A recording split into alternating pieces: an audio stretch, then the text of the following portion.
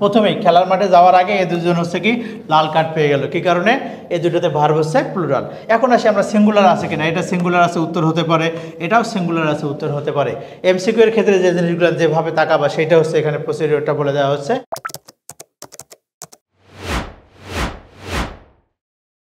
আমাদের আজকের ক্লাসে তোমাদের স্বাগতম। আমাদের আজকের ক্লাস এমসিকিউ 101 পার্ট 3। আর আমাদের আজকের যে প্রশ্ন দেওয়া আছে সেটি হচ্ছে চুজ দ্য কারেক্ট সেন্টেন্স। এটা 26 বিসিএস এর একটা প্রশ্ন। আমাদের যদি পুরো প্রশ্নটা দেখি তাহলে এখানে মূল যে আলোচনার বিষয় সেটা হচ্ছে এভরিবডি। আমরা কিন্তু জানি এভরিবডি যদি কোনো বাক্যের সাবজেক্ট হয় তাহলে কিন্তু ভার্ব সিঙ্গুলার হয়, এটা আমরা সবাই জানি।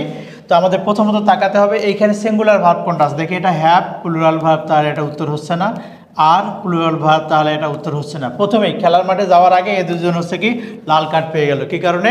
এই দুটোতে ভার্ব হচ্ছে প্লুরাল। এখন আসি আমরা সিঙ্গুলার আছে কিনা, এটা সিঙ্গুলার আছে উত্তর হতে পারে, এটাও সিঙ্গুলার আছে উত্তর হতে পারে।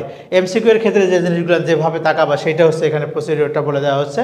এটা সিঙ্গুলার আছে উত্তর হতে পারে, এটাও সিঙ্গুলার আছে উত্তর হতে পারে। এখন আমরা আসি প্রসেস অনুযায়ী।